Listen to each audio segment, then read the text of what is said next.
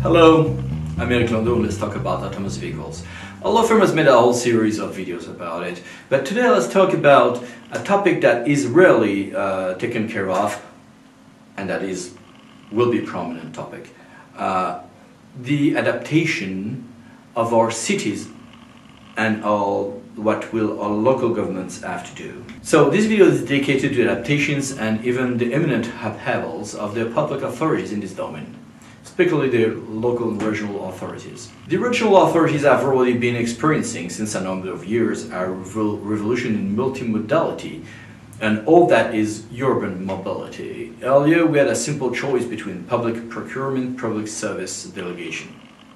Marché public, délégation de service public. Could also be taken care of directly by the civil servants. Okay. And the available machines were only buses, trams, metros, for the main part, and for a long time. Plus, of course, walking and cars. Let's not forget that personal individual cars are still prominent. For example, in France, 70% of the salarymen are still using their car to go to work. But it's less true in Paris region and Lyon region, of course. And it becomes even more than that in small or middle-sized cities, of course. Which is logical when you think about the public transportation systems, but in some cities, in some generations, it's also a question of social status out of big cities. All that is being changed very fast. We have a multiplication of legal tools and technical tools. We have the simple use, the facilitation by the public authority of the transition between walking and other tools, and between them, like eco-sharing. We have a more and more diverse application of the public authority and the use of our personal, just mobile phones about it. Today, the big data and the GPS allows us to manage tools in free-floating. Cars or bicycles could not be in free-floating in the past, because you didn't have the GPS to find it. You needed, for what it was electric, places to plug it, which is not as true today, because cars can spend 1, 2, or 3 days before they're charged, and they can be charged at night very fast by just changing the batteries by the companies of free-floating who do it. So we end up with contracts that are completely different from the délégation de service public or public procurement agencies that we used in the past, including cars or bikes on rent, on share, unlike what was practiced even here 5 or 7 years ago. Sometimes we might even never have a contract. Think of what happened in Paris. We had cars that were provided by the local government under a long-term contract in a very classical way, but with a non-classical tool and a non-classical contract. Today, most of it is being used by free-floating, directly provided by the private sector. And there is not even a contract with the public authority on that, although it is a tool to be taken into account by the public authorities in terms of public transportations and mobilities. We also have a wider variety of travel tools. Car sharing, carpooling, of course, not so new anymore. There's a revival of walking, which is interesting in big cities, but that can be taken by personal expenditures in market sharing, DSP free-floating sharing modes. But develop electrical free-floating scooters, segways, electric skates or not electric skates, linked or not with terminals, with contracts with the public sector or not. All that changes and is in a very fast evolution. It's extremely fast. We have also a development in certain cases of cable cars, like in Brest, in Brittany, France, or development of maritime or river shuttles with conditions that are technically evolving and that are evolving fast. This was a slow and not very efficient system in the past. Is changing very fast, that too. And of course, in the future we might have complete revolutions like, for example, that Hyperloop project of Elon Musk.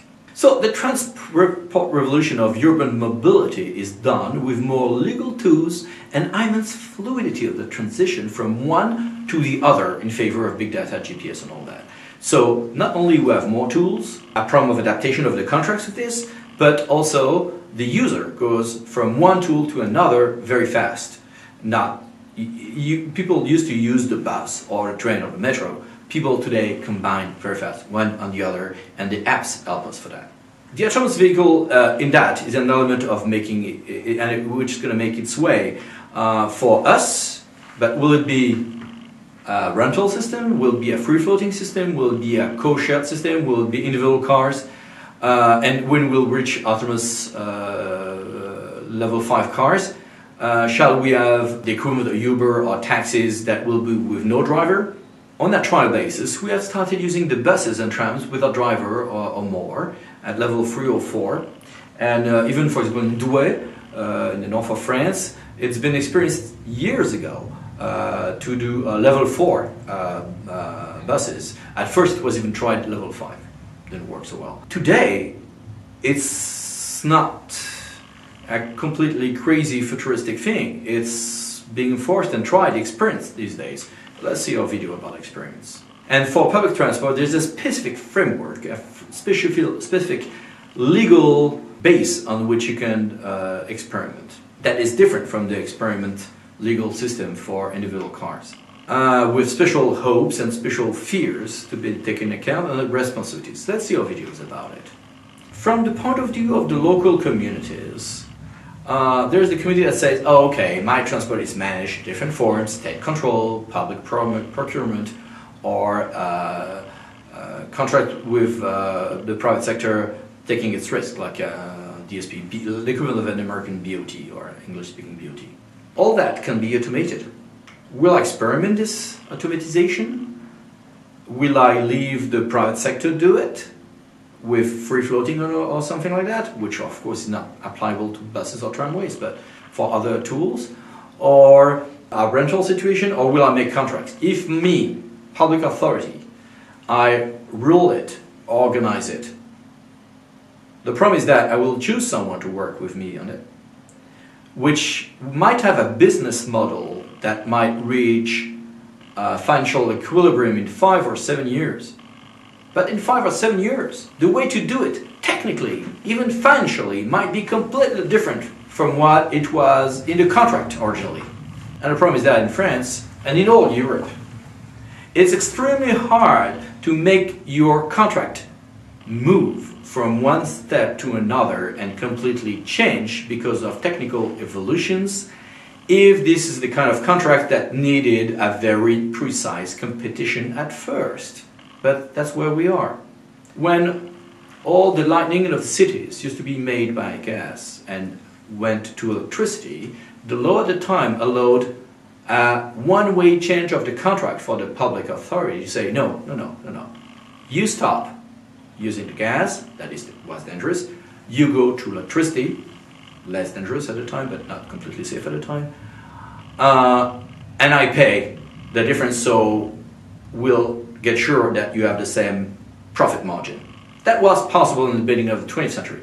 It is not today in European law. And that is a real big problem. Not if you accept free floating with private sector. It's a real big problem if you have to cope with the rules of public law that we always deal with. Another adaptation for the local authorities will be the parking lots. The University of Toronto tells us that in some cases the vehicles parked themselves in Tetris style might lead us to 60% more vehicles in our current parking lots. Also because they go on their own far parking lots. That's extraordinary, but that not only means that we'll have to use our mobile phone to say, hey, I'm coming, I'll be in the parking lot in 5 minutes, so the cars will have to get out of where they are parked in an untouchless way to get it. But also we'll have complete different way to rules the parking, the payment, and the responsibilities inside the parking lot.